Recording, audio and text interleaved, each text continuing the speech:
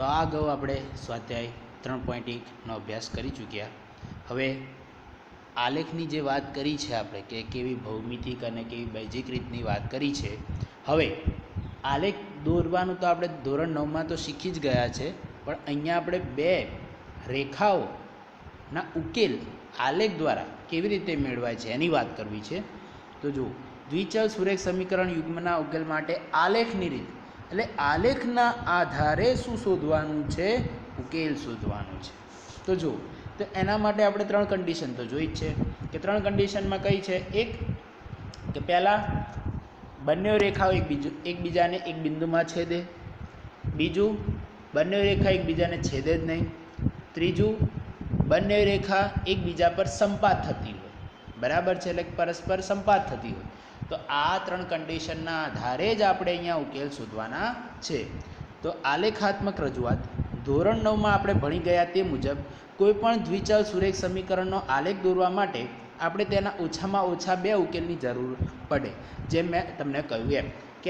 કેમ કે બે ઉકેલ એટલે જરૂર પડે કે કોઈપણ રેખા દોરવા માટે આપણે કેટલા બિંદુની જરૂર પડે છે? તો બે બિંદુની જરૂર પડે છે. એ આપણે ધોરણ 9માં યુક્લિડના પૂર્વધારણાઓમાં જોઈ ગયા છે કે રેખા દોરવા માટે કાં તો કોઈ રેખા પર બે બિંદુમાંથી જ પસાર થાય એવું આપણે જાણીએ છીએ. બરાબર છે. તે ઉકેલ શોધવા માટે આપણે સમીકરણને વાય સ્વરૂપમાં ફેરવીએ અને ત્યારબાદ એક્સની કોઈપણ બે અનુકૂળ કિંમતો લઈ વાયની કિંમત સરળતાથી શોધી શકીએ. એટલે અહીંયા બે ચલ છે, તો આપણે શું કરશું? એ આખા જેમ કે જો અહીંયા આપણું સમીકરણ શું છે? ax plus by plus c બરાબર 0. તો આપણે શું કરશું? આ જે આપણું સમીકરણ છે દ્વિચલ સુરેખ સમીકરણનું પ્રમાણિત સ્વરૂપ કે જેમાં a² plus b² is not is equal to 0, એટલે કે a અને b સાથે 0 નથી. તો આને આપણે શું કરશું? વાયને કરતા બનાવશું. હવે વાયને કરતા બનાવીએ તો શું થશે? તો આ c બરાબરની આ સાઈડ જશે એટલે -c. પછી આ ax બરાબરની આ સાઈડ આવશે એટલે -ax. આ b અને y, એમાં y તો આ સાઈડ જ છે, તો આ b ગુણાકારમાં છે, બરાબરની આ સાઈડ જશે એટલે ભાગાકારમાં. એટલે y બરાબર c minus ax by b. તો આવું કોઈ જે સમીકરણ હશે એ આપણે એક્સની કિંમત માટે એક્સની કિંમત પર વાયની કિંમત આપશે. એક્સની કિંમત માટે વાયની કિંમત, જો એક્સની કિંમત 1 હોય તો વાયની કિંમત થઈ જશે c by a by b. બરાબર છે, એટલે કે -c - a ભાગ્યા b. પછી એક્સની કિંમત 2 હોય ત્યારે વાયની કિંમત શું હશે?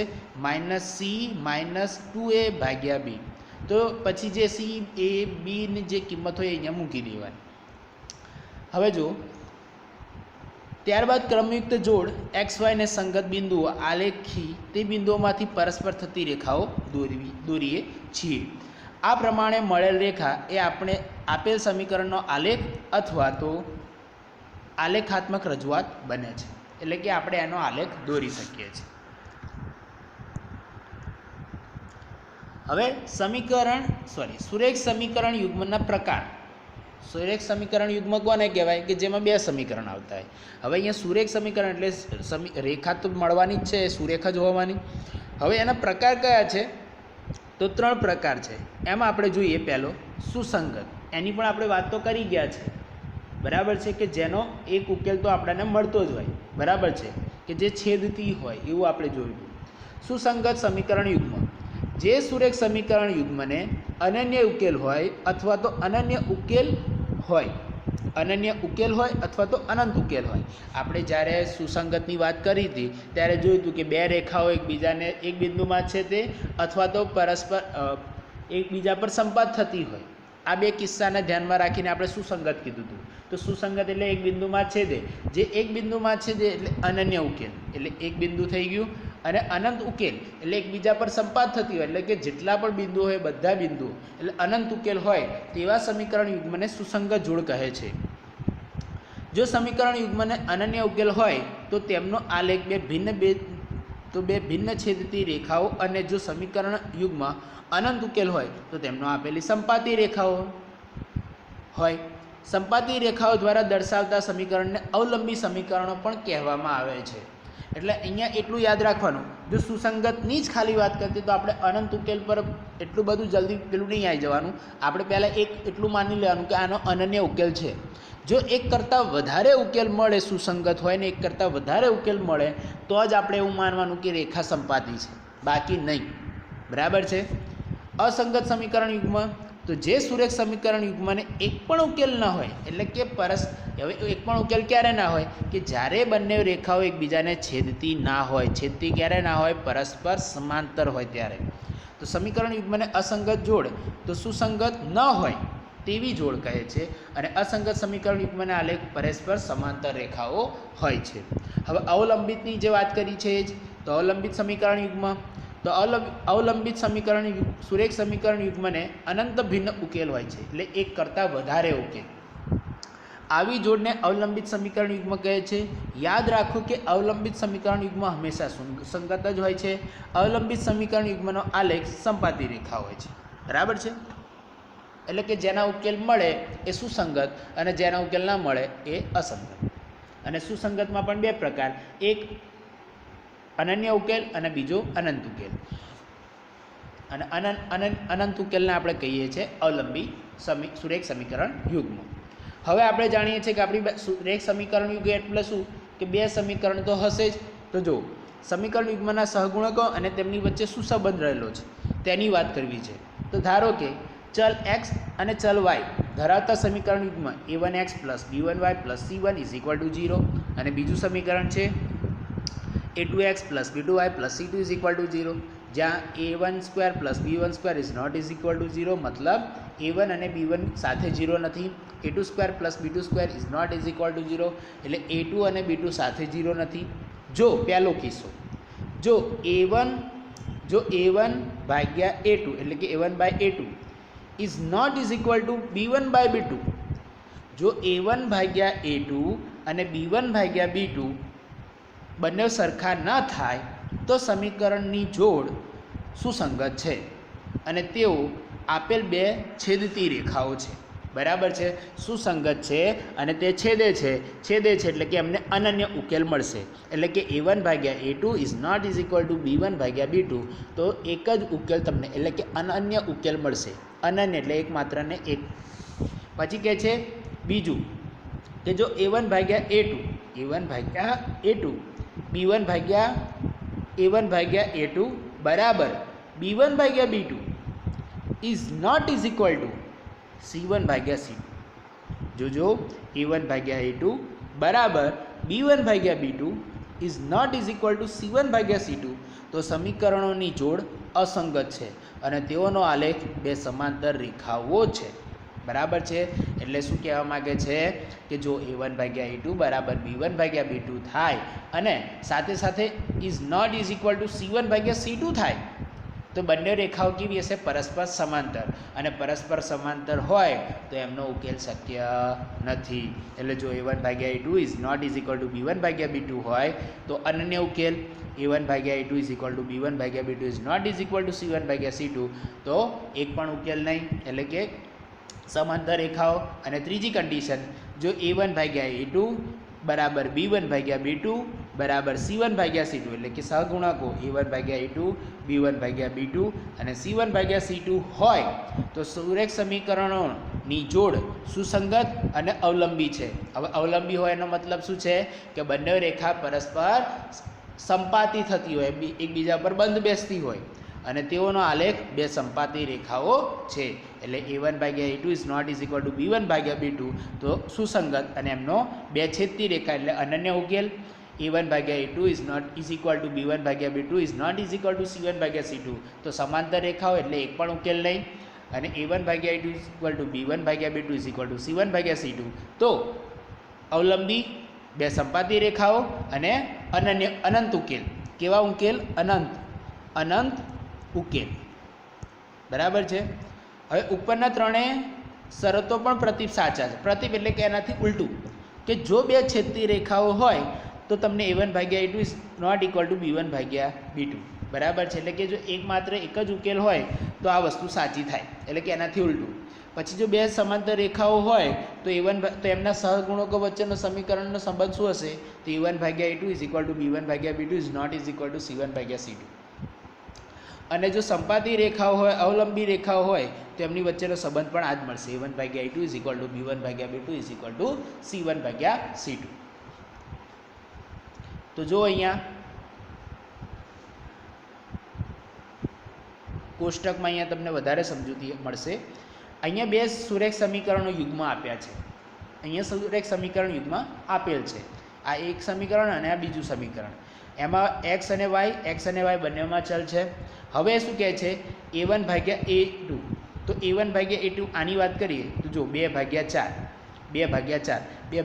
એટલે 1/2. B1 બાય B2 તો 3/1.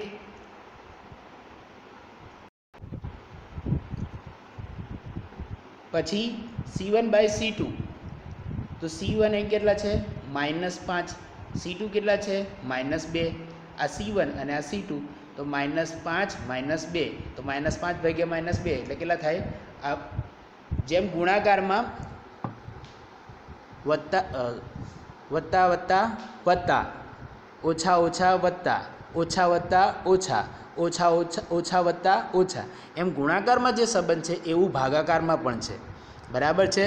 વત્તા વત્તા વત્તા, વત્તા ઓછા ઓછા, ઓછા વત્તા ઓછા, ઓછા ઓછા વત્તા. તો અહીંયા ઓછા ઓછા તો વત્તા. બરાબર છે? કાં તો બંને ઓછા ઓછા તો કટ થઈ જાય એવું સમજવાનું. બરાબર છે? એટલે તમને મળશે 5/2. હવે તમે અહીંયા જુઓ, આપણે જે આ ત્રણ સંબંધો મળ્યા છે, A1 ભાગ્યા A2 is not is equal to B1 ભાગ્યા B2, A1 ભાગ્યા A2 is equal to B1 ભાગ્યા B2 is not is equal to C1 ભાગ્યા C2, અને ત્રીજું છે A1 ભાગ્યા A2 is equal to B1 ભાગ્યા B2 is equal to C1 ભાગ્યા C2. તો આ ત્રણમાંથી કયો સંબંધ છે? તો પહેલો સંબંધ ચેક કરીએ કે 1/2 એટલે કે A1 ભાગ્યા A2 બરાબર B1 ભાગ્યા B2 થાય છે. તો જો A1 ભાગ્યા A2 કેટલા છે? 1/2. B1 ભાગ્યા B2 કેટલા છે? 3/1 કહો કાં તો 3 કહો. શું બંને સરખા થાય છે? ના. એટલે પહેલો જ સંબંધ મળી જાય છે કે A1 ભાગ્યા A2 is not is equal to B1 ભાગ્યા B2. એટલે ગુણોત્તરની સરખામણી કરો તો આવો સંબંધ મળે છે. આવો સંબંધ મળે છે એટલે એની મતલબ શું કે બંને રેખાઓ એકબીજાને એક બિંદુમાં છેદતી હશે. તો છેદતી રેખાઓ થઈ ગઈ. છેદતી રેખાઓ એમનું બેઝિક અર્થઘટન કરીએ તો એક બિંદુમાં છેદે તો એમના ઉકેલ કેટલા હોવાના?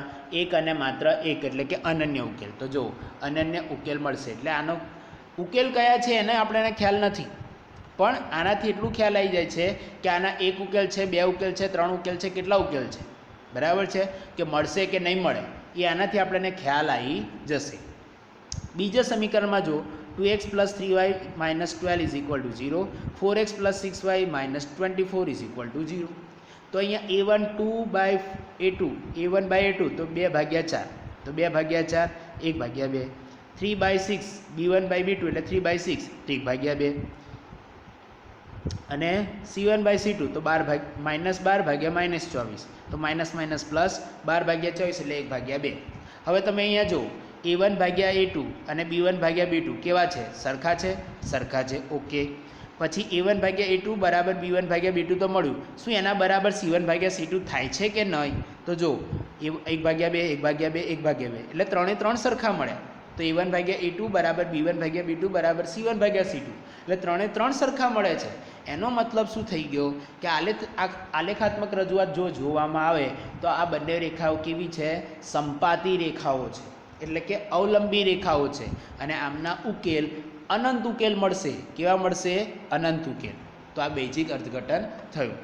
ઉકેલ કયા હશે એ વાત પછી રહી, પણ આ સમીકરણના આધારે આપણે એટલું કહી શકશું, આ સંબંધના આધારે, કે તેમના અનંત ઉકેલ છે, એક ઉકેલ છે કે એક પણ નથી. બરાબર છે? પછી જો ત્રીજું સમીકરણ 2x + 3y - 6 is equal to 0 અને 6x + 9y - 10 is equal to 0. તો પહેલાં A1 ભાગ્યા A2 જોઈએ તો 2/6 એટલે 1/3, B1/B2 એટલે 3/9 એટલે થઈ જાય 1/3, અને C1/C2 તો -6/-10 તો -6/-10 એટલે 3/5. હવે જો A1 ભાગ્યા A2 બરાબર B1 ભાગ્યા B2 થાય છે? તો હા થાય છે. 1/3 થાય છે. જે આપણે જોઈ શકીએ છીએ. પછી a1/a1 is equal to b1/b2 બરાબર c1/c2 થાય છે કે કેમ? તો જો આ 1/3 છે તો આ 3/5 છે, એટલે થતું નથી, એટલે is not is equal to c1/c2. તો a1/a2 is equal to b1/b2 is not is equal to c1/c2. તો આ બંને રેખાઓ કેવી થશે? સમાંતર રેખાઓ થશે. કેવી થશે? સમાંતર રેખાઓ થશે. જુઓ અહીંયા આ જે કન્ડિશન મળી તો એના આધારે શું કહી શકીએ? સમાંતર રેખાઓ મળશે. હવે સમાંતર રેખાઓ તેમના ઉકેલો કેટલા હોય? તેમનો ઉકેલ એક પણ હોય નહીં. એટલે જો ઉકેલ નથી, તેનો એક પણ ઉકેલ મળે નહીં. તો આ 3 તમારે સૂત્ર યાદ રાખવાના છે. આ ગુણોત્તર a1/a2 is not is equal to b1/b2, એનો મતલબ એવો થાય કે બે છેદતી રેખાઓ છે અને તેમનો અનન્ય ઉકેલ છે, એટલે કે એક અને માત્ર એક જ ઉકેલ છે. a1/a2 is equal to b1/b2 is equal to c1/c2 હોય તો સંપાતી રેખાઓ છે અને અનંત ઉકેલ છે. હવે તમને એમ કહી દીધું હોય, અનંત બે સમીકરણ આપ્યા હોય ને એમ કહી દે કે આમના અનંત ઉકેલ છે, તો તે રેખાઓ કેવી છે? સંપાતી. તેમના માટેની શરત શું છે? a1/a2 is equal to b1/b2 is equal to c1/c2. એટલે એનાથી ઉલટું પણ સાચું છે. એ જ રીતે a1/b2 is equal to a1/a2 is equal to b1/b2 is not is equal to c1/c2. તો શું મળશે? સમાંતર રેખાઓ. અને સમાંતર રેખાઓનો એક પણ ઉકેલ હોય નહીં. તમને એવું જ કહી દે કે ઉકેલ નથી, બે રેખાઓ છે, બે સુરેખ સમીકરણ યુગ્મ છે, તેમના ઉકેલ નથી, તો તેમની ગુણોત્તરની સરખામણી લખો તો a1/a2 is equal to b1/b2 is not is equal to c1/c2. બરાબર છે. ક્યારેક a1 a2 b1 b2 c1 c2 આવા પણ શોધવામાં આવે છે. બરાબર છે. હવે આપણે વાત કરીએ સ્વાધ્યાય 3.2. પ્રશ્ન નંબર 1. નીચેની સમસ્યા પરથી સુરેખ સમીકરણ યુગ્મ બનાવો અને તેનો ઉકેલ આલેખની રીતે શોધો. શું કહે છે? પહેલું વાંચો. ધોરણ 10ના 10 વિદ્યાર્થીઓ ગણિતના કોયડાની સ્પર્ધામાં ભાગ લે છે. એટલે કે ગણિતના એક કોયડાની સ્પર્ધા છે, તેમાં ભાગ લે છે. કેટલા વિદ્યાર્થીઓ? 10 વિદ્યાર્થીઓ. જો ભાગ લેનાર છોકરાઓની સંખ્યા છોકરીઓની સંખ્યા કરતાં 4 વધારે, તો આપણે શું કરશું? છોકરાઓની સંખ્યા કરતાં 4 વધારે, એટલે છોકરીઓની સંખ્યા વધારે છે તો આપણે છોકરીઓની સંખ્યા જો કોઈ બી એકને x માની લેવાનો અને કોઈ બી એકને y માની લેવાનો. છોકરાઓની સંખ્યાને x, છોકરીઓની સંખ્યાને y. બરાબર છે. કેમ કે આપણે બંને જાણવું છે. એટલે છોકરીઓની સંખ્યાને આપણે x લઈ લઈએ તો છોકરાની સંખ્યાને y ધાર લેવાનું. છોકરાની સંખ્યાને x ધાર લઈએ તો છોકરીની સંખ્યાને y ધાર લેવાનું. તો આપણે છોકરાઓની સંખ્યાને x ધારીએ તો x, છોકરાઓની સંખ્યા x અને છોકરીઓની સંખ્યા y. તો y બરાબર શું લખાય? x વત્તા 4 લખાય. બરાબર છે. તો કેટલા છોકરાઓ અને કેટલી છોકરીઓ કોયડાની સ્પર્ધામાં ભાગ લીધો હશે તે શોધો. તો જુઓ, ધારો કે x છોકરાઓ અને y છોકરીઓ સ્પર્ધામાં ભાગ લે છે. આથી આપેલ માહિતી પરથી નીચે મુજબના બે સમીકરણો મળશે. એક, x વત્તા y ટોટલ કેટલા થશે? 10 થશે. અને બીજું શું કહે છે? x વત્તા y બરાબર 10 અને બીજું કહે છે y બરાબર x વત્તા 4. જો બે સમીકરણ મળે છે, ટોટલ 10 વિદ્યાર્થીઓ ભાગ લીધો, એટલે ટોટલ 10 વિદ્યાર્થીઓ એટલે છોકરાઓ કેટલા? x પ્લસ છોકરીઓ કેટલી? y. એ બંનેનો સરવાળો કેટલો? 10. એક આ સમીકરણ. બીજું એવું કીધું છે છોકરીઓની સંખ્યા છોકરાઓની સંખ્યા કરતાં 4 વધારે છે, તો છોકરીઓની સંખ્યા y બરાબર છોકરાની સંખ્યા કરતાં 4 વધારે, એટલે x વત્તા 4 બરાબર y. તો આ બે સમીકરણ મળ્યા. આરામ પરથી આપણે આવું લખી શકીએ, x પ્લસ y બરાબર 4. બરાબર છે. એક આ પણ લખી શકાય. એટલે અહીંયા જુઓ તો બે સમીકરણ મળશે, x પ્લસ y બરાબર 10 અને y બરાબર x પ્લસ 4 અથવા તો y માઇનસ x બરાબર 4. આ બે સમીકરણ. આ બંને સમીકરણના આલેખ દોરવા માટે આપણે બંને સમીકરણના બે ઉકેલ તો જોઈશે જ. આ સમીકરણના પણ બે ઉકેલ જોઈશે અને આ સમીકરણના પણ બે ઉકેલ જોઈશે. તો મેં તમને આગળ કહ્યું એમ પહેલાં એટલું વસ્તુ યાદ રાખવાનું કે પહેલાં એકવાર x બરાબર 0 અને એકવાર y બરાબર 0 મૂકીને ચેક કરી લેવાનું.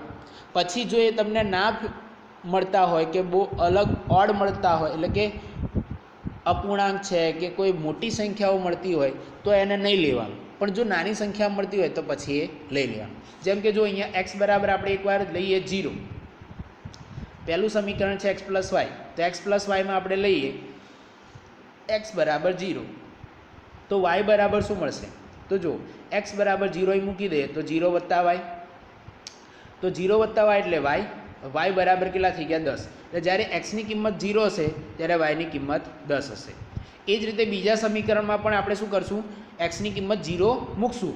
તો જો બીજા સમીકરણમાં પણ એક્સની કિંમત 0 મૂકી તો જો અહીંયા 0 મૂકો, વાય ઓછા 0 તો વાય બરાબર કેટલા મળ્યા 4. તો બીજા સમીકરણમાં જ્યારે એક્સ બરાબર 0 મૂકશું ત્યારે વાય બરાબર 4.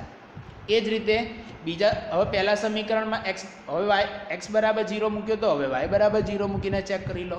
તો વાય બરાબર 0 મૂકો તો શું થશે,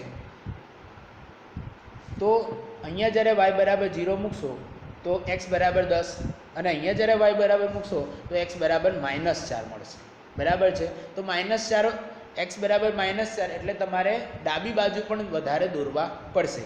પણ આપણે એવું યાદ રાખવાનું કે બને ત્યાં સુધી પ્રથમ ચરણમાં જ આપણો આલેખ પૂરો થઈ જવો જોઈએ.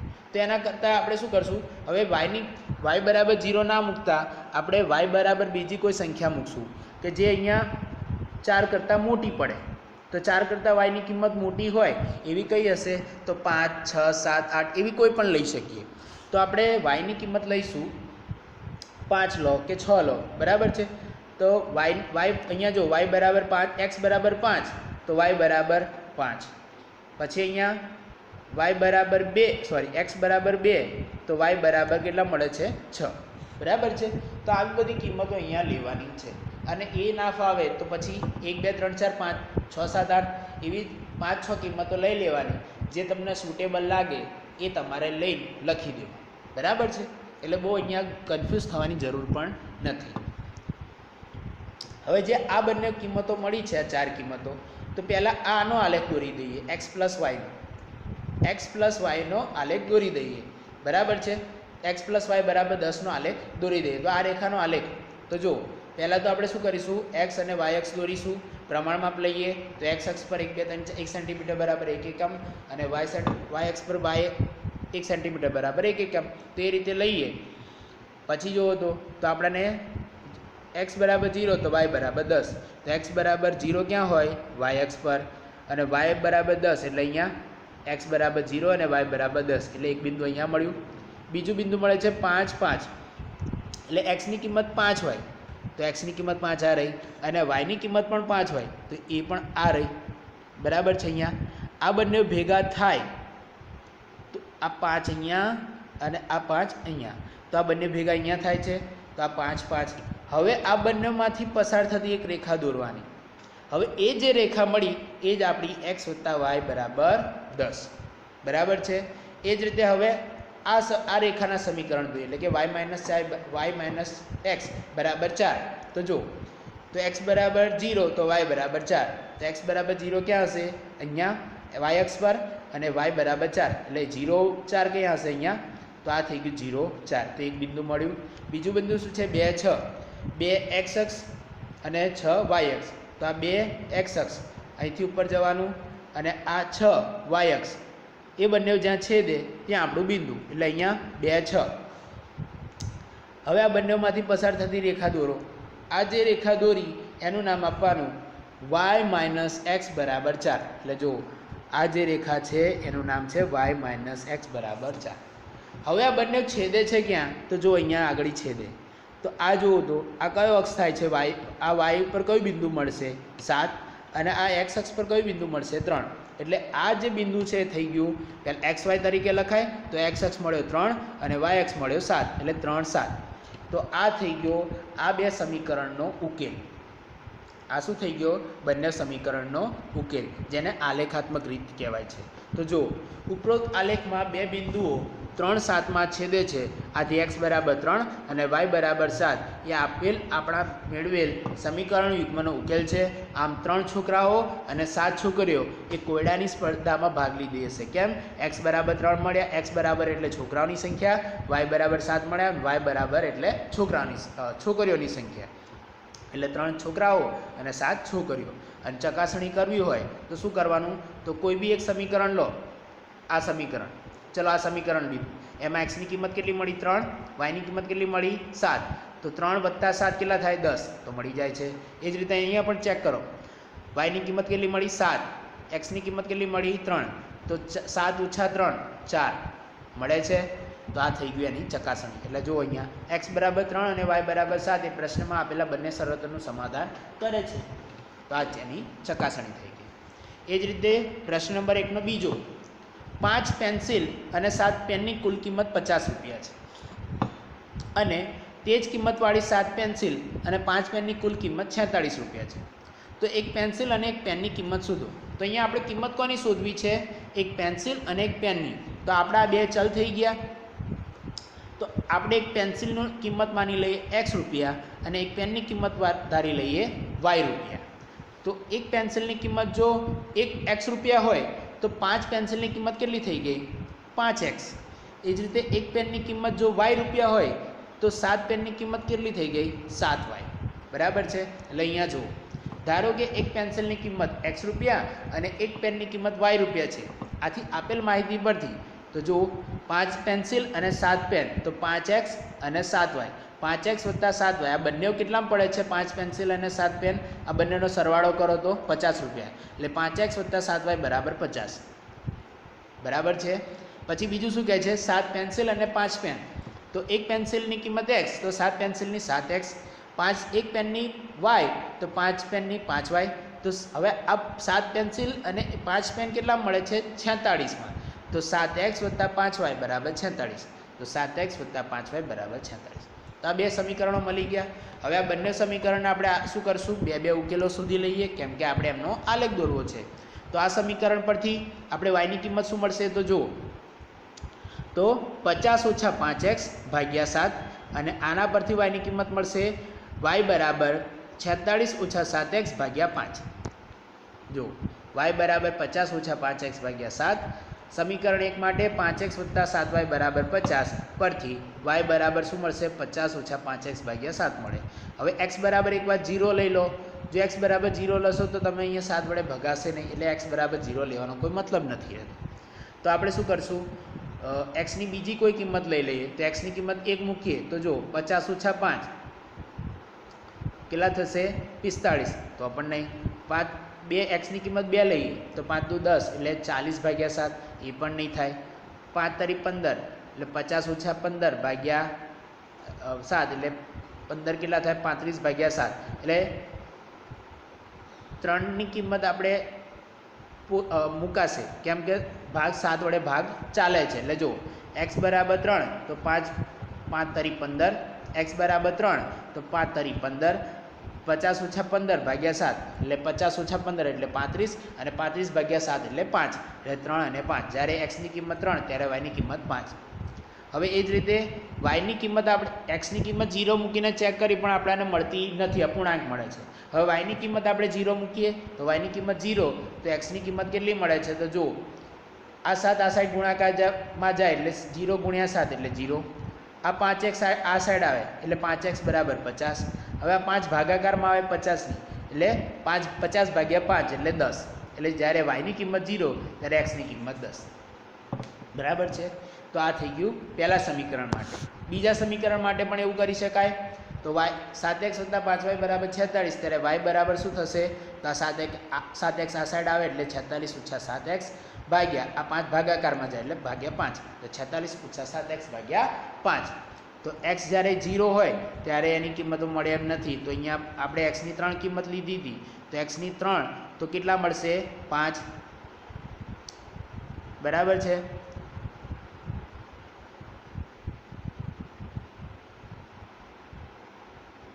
x ની કિંમત 3 હોય ત્યારે 46 ઓછા 7 તરી 21 એટલે 46 ઓછા 21 કેટલા મળશે? 25 અને 25 ભાગ્યા 5 એટલે 5. એ જ રીતે અહીંયા x બરાબર 8 મૂકીશું તો કેટલા થશે? y બરાબર -2. તો આપણને આ ઉકેલ મળ્યા. હવે એમના આલેખ દોરીએ. તો પહેલાં આ આલેખ દોરી નાખીએ. તો જો પહેલાં આપણે શું કરશું? x અને y અક્ષ દોરીશું. એમાં અહીંયા આપણને માઇનસ કિંમત મળે છે એટલે ધ્યાન રાખીશું કે y ની કિંમત -2 છે એટલે x નીચે જે y ની કિંમત નીચે ઋણ ક્યાં હોય? તો x અક્ષથી નીચે. તો એટલે આ રીતે એને વધારે લંબાવવું પડશે, એ પણ ધ્યાનમાં રાખશું. એટલે જ્યારે આ દોરશું તો જો x ની કિંમત 3 તો y ની કિંમત 5. તો x ની કિંમત 3 આ રહી.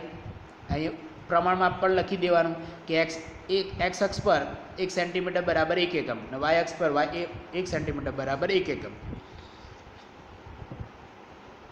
હવે જો x બરાબર 3 ત્યારે y બરાબર 5, તો x બરાબર 3 અહીંયા છે અને y બરાબર 5, આ બંને અહીંયા છેદે છે, તો એ આપણું શું થઈ ગયું 3, 5 બિંદુ, તો એને નોટ કરી લો, એટલે આ થઈ ગયું બિંદુ. અને બીજું બિંદુ શું છે 10, 0. હવે 10, 0 તો y0 ક્યાં હોય x અક્ષ પર, તો x અક્ષ પર 0 હોય તો અહીંયા મળશે 10, બરાબર છે. હવે આ બંને બિંદુને જોઈન્ટ કરી નાખો તો આ રીતે એક રેખા મળશે.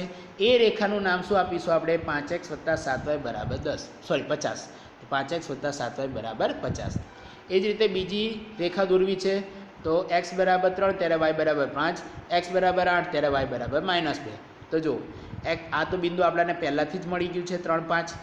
હવે આપણે વાત કરવી છે 8 - 2, તો x બરાબર 8 ક્યાં છે અહીંયા, y બરાબર -2 અહીંયા, આ બંને ક્યાં છેદશે તો અહીંયા કંઈક છેદશે, બરાબર છે, અહીંયા ક્યાંક છેદતા હશે, તો આ બિંદુનું નામ આપીશું આપણે 8 - 2.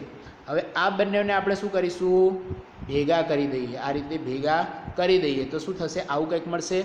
તો આ હવે આ રેખાનું નામ શું થઈ જશે, તો જો 7x + 5y બરાબર 46, તો આ રેખાનું નામ થઈ ગયું 7x + 5y બરાબર 46. આ બંને છેદે છે ક્યાં તો 3, 5, એ આપણો ઉકેલ થઈ ગયો. જ્યાં બંને રેખાઓ છેદે એ આપણો ઉકેલ કહેવાય. અહીંયા આપણો ઉકેલ શું મળ્યો 3, 5, એટલે x બરાબર 3 અને y બરાબર 5. હવે x બરાબર 3 એટલે, તો x બરાબર 3 એટલે પેન્સિલની કિંમત 3 અને એક પેનની કિંમત 5, એક પેન્સિલની કિંમત 3 રૂપિયા, એક પેનની કિંમત 5 રૂપિયા.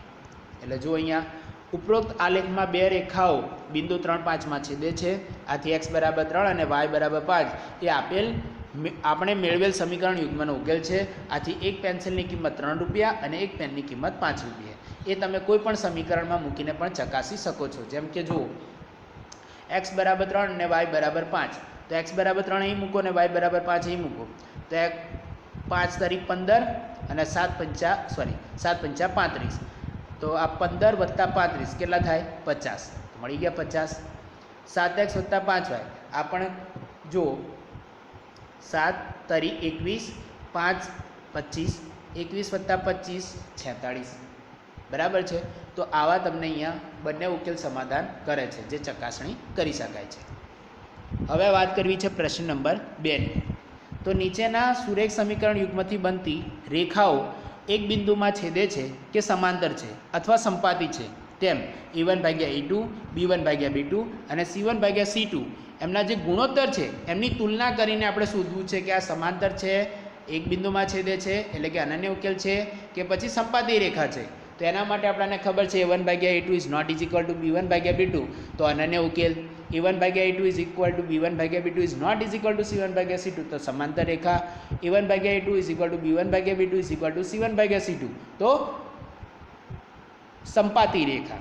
તો જો પહેલી વાત કરીએ તો 5x - 4y + 8 બરાબર 0 અને 7x + 6y - 8 9 બરાબર 0. તો અહીંયા a1 5, b1 -4, c1 8, a2 7, b2 6 અને c2 -9. તો જો અહીંયા આપણને આ મળી ગયા, જોઈ શકો છો તમે અહીંયા. તો હવે શું કરીશું આપણે a1/a2 શોધી લઈએ, તો a1/a2 બરાબર શું મળશે, તો a1/a2 એટલે 5/7, b1/b2 તો -4/6, -4/6 એટલે 2 તરી 6 એટલે 2/3 એટલે -2/3, અને c1/c2 શું મળશે 8/9 એટલે 8/-9, તો -8/9. હવે તમે અહીંયા જુઓ a1/a2 બરાબર b1/b2 બંને સરખા થાય છે. આ છે 5/6, સોરી આ 5/7 છે અને -2/3 છે. શું એ બંને સરખા થાય છે? ના, એ બંને સરખા થતા નથી. એટલે અહીંયા મળ્યું a1/a2 is not is equal to b1/b2. એટલે હવે આવું મળે એની શરત શું કહેવાય કે આ બંને કેવી રેખાઓ છે, એક જ બિંદુમાં છેદે છે. કેવી કહેવાય? એક જ બિંદુમાં છેદે છે અને એમના ઉકેલ પણ કેવા છે? અનન્ય. એટલે જો આથી આપેલ સુરેખ સમીકરણ યુગ્મથી બનતી રેખાઓ એક જ બિંદુમાં છેદે છે. બીજું જો 9x + 3y + 12 બરાબર 0, 18x + 6y + 24 બરાબર 0. તો જો અહીંયા a1 બરાબર આપે છે 9, b1 બરાબર 3, c1 બરાબર 12, a2 બરાબર 18, b2 બરાબર 6, c2 બરાબર 24. તો હવે અહીંયા a1/a2 કરો તો 9/18, 9/18 એટલે 9 × 2 = 18 એટલે 1/2, B1/B2 એટલે 3/6 એટલે 1/2 અને C1/C2 એટલે કે 12/24 એટલે થાય 1/2. હવે જો A1/A2 1/2, B1/B2 1/2, C1/C2 1/2, મતલબ A1/A2 B1/B2 C1/C2, એટલે કે ત્રણે સરખા મળે છે. એનો મતલબ શું થાય તો કે આ બંને રેખાઓ કેવી છે? સંપાતી છે, કે જેમના ઉકેલ કેવા છે? અનંત. એટલે જો અહીંયા A1/A2 B1/B2 C1/C2 હોવાથી આથી આપેલ એક સમીકરણ યુગ્મથી બનતી રેખાઓ સંપાતી રેખાઓ છે. ત્રીજું જુઓ, 6x - 3y + 10 = 0, 2x - y + 9 = 0. તો આપેલ સુરેખ સમીકરણ યુગ્મ માટે A1 = 6, B1 = -3, C1 = 10, A2 = 2, B2 = -1, C2 = 9. બરાબર છે. હવે આમને પણ આપણે એવું જ કરીશું, A1/A2 B1/B2 અને C1/C2 આવું શોધીએ તો A1/A2 બરાબર મળશે 3, B1/B2 બરાબર મળશે તો માઇનસ પ્લસ એટલે 3, C1/C2 બરાબર મળશે 10/9. તો અહીંયા સમીકરણ જો A1/A2 અને B1/B2 કેવા મળે છે? 3 3 એટલે સરખા છે. એટલે આપણે લખી શકીએ A1/A2 = B1/B2. ઓકે, આટલું મળી ગયું. હવે C1/C2 જુઓ તો 3 મળે છે? ના, એ 3 મળતું નથી. એટલે આપણે લખી શકાય is not is equal to C1/C2. એટલે આપણે નાખી શરત શું મળશે? A1/A2 = B1/B2 is not is equal to C1/C2. આનો મતલબ શું થાય કે આપેલ બંને રેખાઓ કેવી છે? સમાંતર. એટલે જો કે જેમના એક પણ ઉકેલ નથી. આથી આપેલ સુરેખ સમીકરણ યુગ્મથી બનતી રેખાઓ સમાંતર રેખાઓ છે.